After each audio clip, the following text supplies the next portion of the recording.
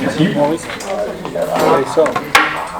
Donc, le rapport d'orientation que je présente évidemment au nom du bureau sortant. Donc, on est parti des 3 ans écoulés, de l'expérience que nous avons eue. Pardon. Voilà, sur notre positionnement, nos objectifs, les thématiques que nous avons travaillé, que nous allons travailler, et puis partir aussi des acquis de la période passée, c'est-à-dire notre engagement sur le logement et nos nouvelles relations avec un certain nombre d'associations via le CTRC, le Centre technique régional de la consommation européenne. Alors, d'abord, réaffirmer notre spécificité, qui est évidemment le socle de nos orientations.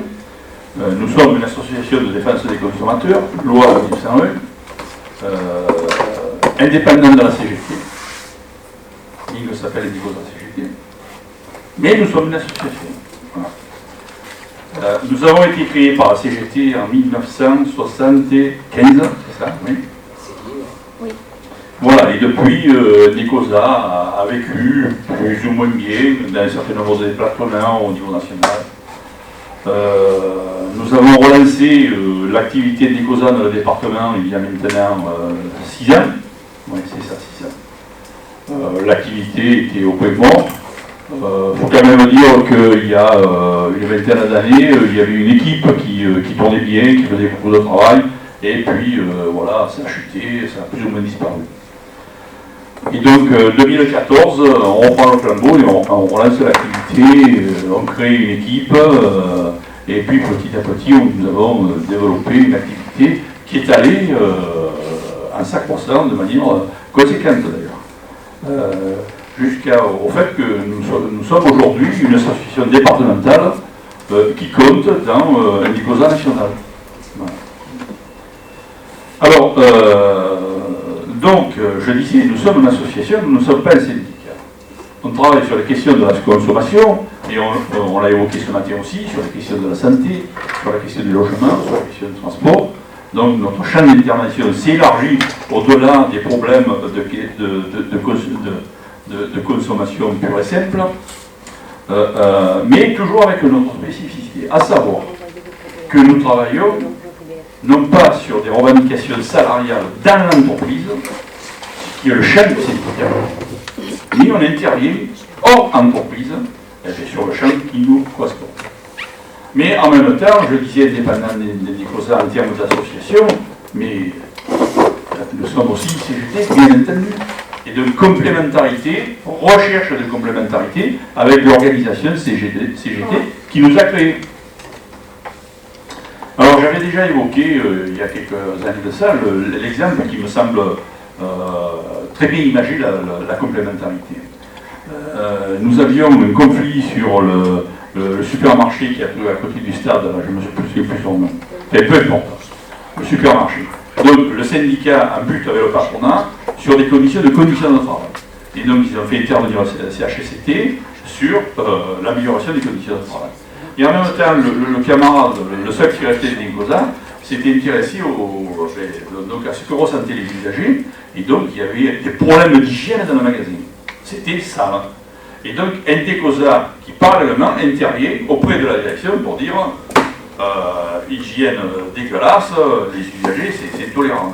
Et donc action commune là, d'Indicosa pour défendre les usagers et du syndicat pour défendre les salariés. Voilà, ça c'est l'exemple typique de ce qui doit être la complémentarité. Alors ça ne se retrouve pas toujours tout partout, c'est assez compliqué, mais il faut qu'on tende vers ça. Complémentarité aussi dans le transport. On ferme des lignes TER, là aussi, qu'est-ce qui a pâti, c'est les usagers, bien évidemment. Et là, nous avons le syndicat qui revendique le maintien des lignes, qui revendique les conditions de travail, les salaires, etc., mais en même temps qui défend les usagers. Et là, nous, on doit aller s'inscrire là-dedans pour défendre les usagers. Voilà. Donc là, c'est un peu plus compliqué. Un peu plus compliqué parce qu'on est toujours un peu à la remorque de l'organisation syndicale. Voilà, donc il faut toujours essayer de trouver le juste milieu pour que Indicosa paraisse en tant que tel.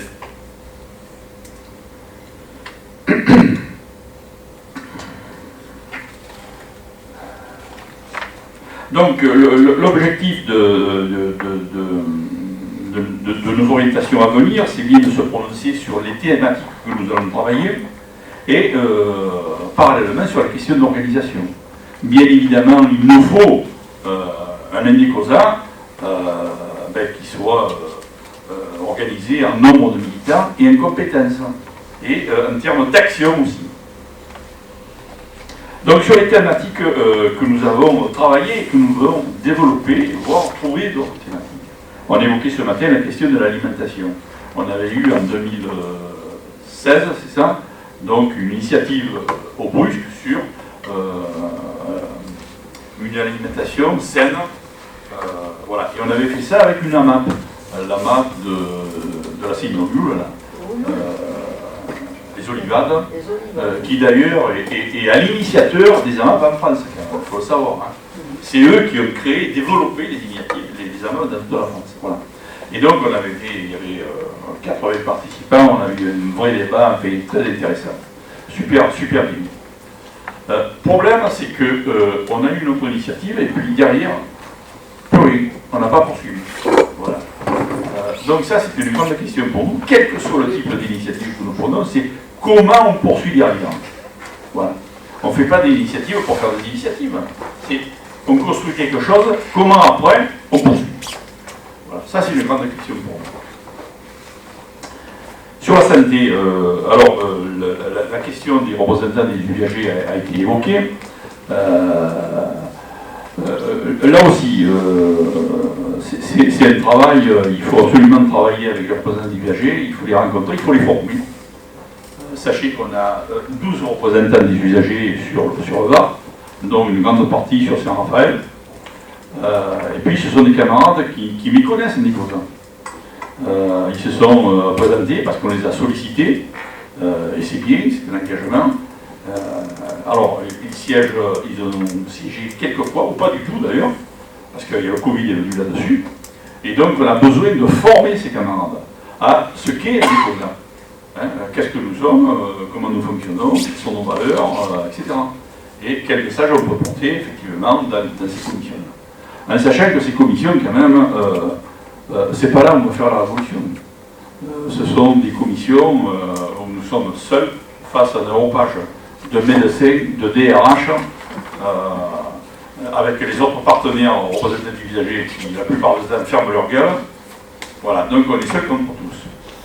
Donc c'est pas là qu'on va gagner les choses. C'est en fonction des problèmes qui surviennent, c'est-à-dire des problèmes que rencontrent les patients, de quelque ordre qu'ils soient. Et c'est là qu'il faut les prendre en charge, les appréhender, les aider. Voilà. Et c'est très compliqué. C'est pas simple du tout.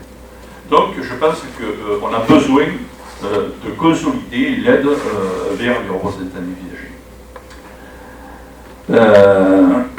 Et bien évidemment, ça passe aussi par le travail avec les UL là-dessus. La question du transport, on l'a évoqué assez longuement ce matin. Question du tramway qu'on va poursuivre, mais en même temps, notre positionnement sur le transport de manière plus globale. Qu'est-ce que ça veut dire le transport en commun dans le Var? Sachant que la population, elle est sur la côte, et là, il y a du transport, qui n'est pas idéal, il y en a, et dès qu'on monte la barrière du Luc au Var, problème de transport de toutes sortes.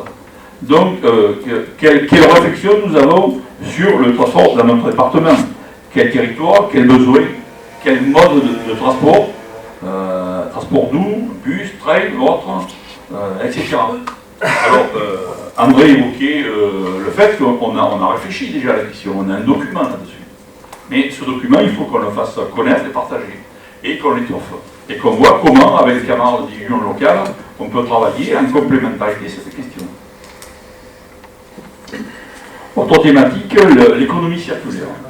Alors, en 2014, on avait invité un camarade qui est le responsable national de ces questions-là, qui est un copain des Alpes d'Haute-Provence, qui est un petit peu le spécialiste là-dessus, et on a eu un débat un petit peu interne sur cette question.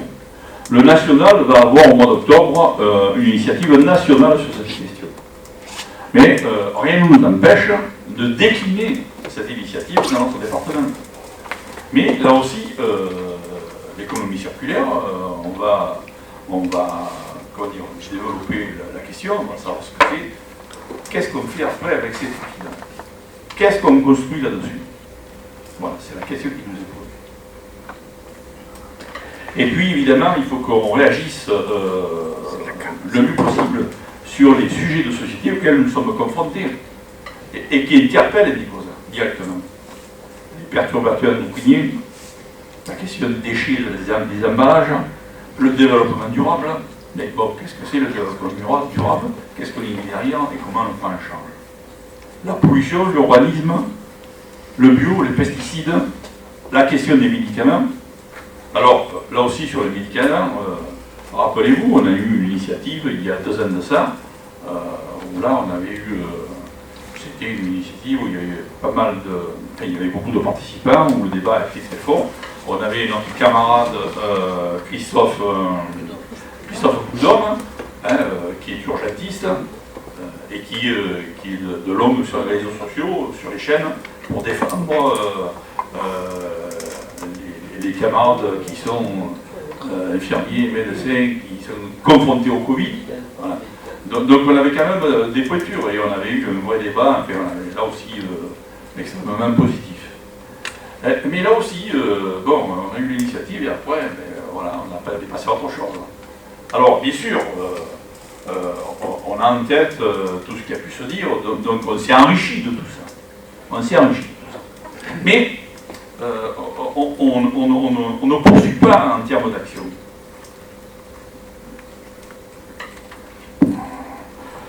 Le dossier important, alors il a été largement évoqué, donc je ne vais pas m'y étendre, c'est le logement. Alors pour nous, c'est un enjeu stratégique, parce que ça veut dire, comme on l'a évoqué à quelques reprises, là on est sur le terrain avec les gens pour répondre à leurs besoins directement. Et ça ne nous est pas donné tous les jours d'avoir cette opportunité d'être dans cette situation-là. On est avec les gens sur leur habitation. Et effectivement, on doit répondre bien au-delà de notre champ de la consommation. Et puis surtout, on doit répondre aux problématiques du logement, qui sont immenses, on ne les a pas trop évoquées ce matin, mais bon, c'est quand même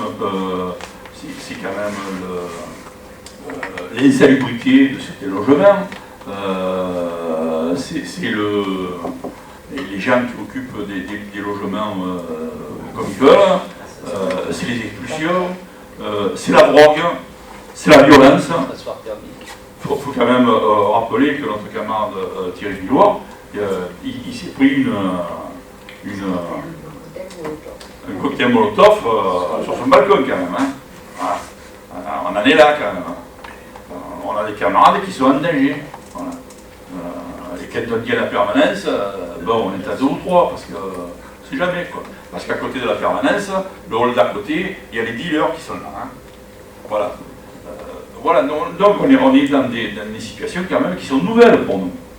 Nous habitués à l'organisation syndicale, les camarades, tout, ben là, c'est pas pareil. Et il faut qu'on fasse avec ça. Mais en même temps, c'est très enrichissant parce qu'on rencontre des gens voilà, qui nous parlent, qui nous racontent leurs histoires. Et bon, c'est formidable. Et en même temps, on les aide. Et il y en a qui sortent de la panade. Hein. Voilà, et donc la perspective de 2022, c'est en 2022, c'est de pouvoir présenter des listes dans toutes les cités. Parce que pour l'instant, nous ne sommes que sur la cité verte à la Seine. À savoir que à la Seine, il y a d'autres cités, je pense à celle de la Roue, là. On n'y est pas, en réalité. On n'y est pas, voilà. Et là, il faut qu'on gagne, des camarades sur le terrain et sur les listes dans les autres cités. La Beaucaire, mais qu'est-ce qu'il y a d'autre comme cité importante? Les œillets, voilà. Là, mais la Garde, Brignoles, Draguignan, voilà. Donc on y arrive. Alors ça passe par un travail avec les unions locales. On a la liste des adhérents CGT, via le COGETIS, donc ça veut dire qu'il faut qu'on pointe les camarades qui habitent dans les cités. Et à partir de là, créer une collective de travail, travailler sur le terrain pour interpeller les gens et puis éventuellement monter une liste. Voilà, donc c'est un travail énorme, mais nous avons quand même un an et demi pour faire ça. Mais on s'y prend, on a commencé, on a les listes, on a commencé à travailler. Mais il faut s'y accrocher. Voilà. Parce que ça veut dire après, ben, voilà, une implication sur le terrain, on est là, et en même temps, n'hésitons pas à le dire, ça nous fera après 4 euros quand même. C'est pareil. Hein?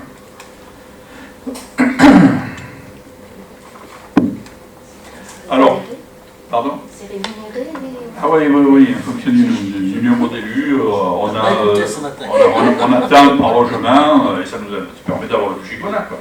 Alors, à savoir aussi qu'il y a même que cet argent, il revient normalement aux locataires. Toutes les actions qu'on a avec les locataires, on paye avec ça quand même. Hein. Voilà. Par rapport au terme rémunéré, ouais. Jean-Luc Trinel, quand il assiste à un conseil d'administration, il est effectivement rémunéré, il a un forfait. Mais il a décidé depuis le départ que ce soit l'organisation qui touche. Charge à nous de prendre en charge des frais s'il a des frais. Voilà. Mais il y a un autre budget, c'est 2 euros par logement, ce que j'évoquais ce matin. C'est un texte de loi qui organise ça. 2 euros par logement, répartis entre les associations en fonction du nombre de mois. Ça nous fait les 3 000 euros là, que j'évoquais ce matin. Et pour faire des actions de concertation avec les locataires. Et donc ça nous donne un levier pour faire des actions. Oui, et la question qui est évoquée aussi, c'est essayer de travailler le mieux possible avec les autres associations qui sont sur le logement. Parce qu'il y en a d'autres qui n'ont pas d'agrément officiel, mais qui sont sur le terrain, qui font du boulot aussi. Donc comment on va travailler avec eux, comment on peut éventuellement les intégrer à notre association. Et voilà, et puis monter des listes. Un travail de coopération. En sachant que dans ce milieu, bon, on retrouve avec la CNL. Alors la CNL avec qui on est un peu en concurrence, en sachant que la CNL, enfin, historiquement, elle est soutenue par le Parti communiste, voire que ce sont des camarades du parti. Mais alors il y a des endroits où ils sont extrêmement puissants dans certains départements, et puis il y a des endroits où ils sont partis un peu en marigoule, comme on va l'avoir à la CNL. Enfin, il y a toujours voilà, ces difficultés avec certaines associations. Et puis il y a les autres associations, voilà. De la défense du logement, mais sur le fond, les causes, ils ne évoquent pas, c'est des compromis, c'est une gentille. Voilà. Donc là aussi, on a beaucoup de demandes en face de nous de ce point de vue. Alors, pour mener tout ça, bien évidemment, qu'est-ce qu'il faut? Il faut une organisation NDCOSA avec des droits et des compétences. J'ai sauté ça. Ah ouais, alors je reviens en arrière, évidemment, et c'est pas le mot de moi, c'est notre initiative de septembre sur les mouvements de consommation. Alors c'est une initiative qu'on avait préparée depuis quasiment 2 ans, hein, qu'on avait programmée déjà 2 fois, qu'on a reporté 2 fois parce que la situation nous dit obligé, mais là on le tient le 28 septembre. Au Brust, au centre de vacances de l'EDF, à la CCAS, Martin Zédé, sur la journée. Voilà, alors on va avoir, il y a un certain nombre de participants, vous allez recevoir les invitations d'ailleurs, si ça n'est pas déjà parti. Alors nous avons un camarade du national qui traite les questions de la consommation. Nous avons un philosophe, hein. Nous avons un représentant du défenseur des droits, ce qui est intéressant, c'est un petit peu le seul qui est hors CGT. Voilà. Nous aurons le président Nicolas qui sera présent aussi, qui participera. Nous avons André Pron qui a traité une partie du sujet. Alors je rappelle que le bouquin qui est là, sur la table qui est à votre disposition, il a été traité en 2 parties. Une première partie pour présenter la thématique, et c'est Martine Morel qui l'a écrit. Alors bien entendu, le bureau y a participé, on a tracé des grandes lignes, mais c'est quand même Martine qui a rédigé. Et puis la deuxième partie, plus politique, c'est André Paul qui l'a écrit. Voilà.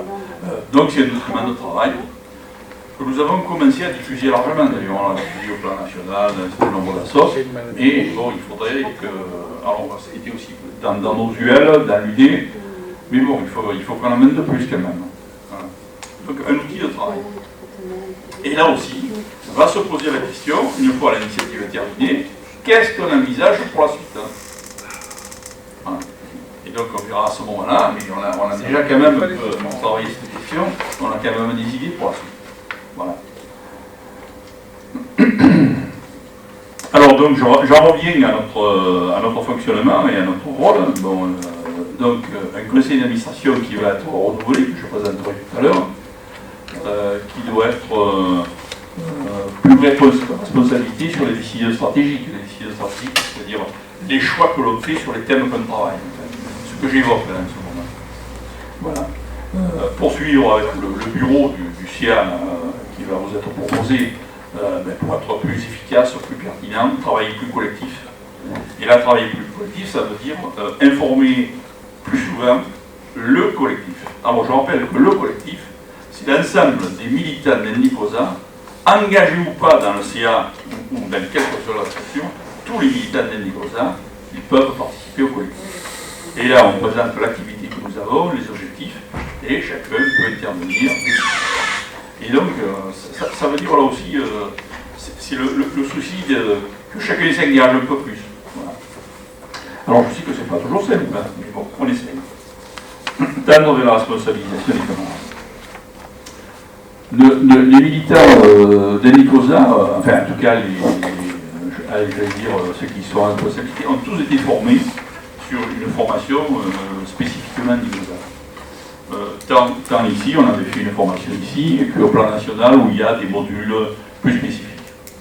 Mais je pense qu'on a besoin de continuer à former, donc de travailler de nouveaux thèmes pour porter la connaissance des militants, les aider à être plus costauds sur un certain nombre de thèmes. Alors, dernier point, c'est notre relation avec l'externe. Alors évidemment, il faut développer notre présence sur le territoire. On a évoqué la question des antennes ce matin. Je vais rapidement. On a discuté sur 2 antennes, Draguignan, la Garde. Donc là, il va falloir qu'on aide à améliorer. Il faudra trouver des solutions.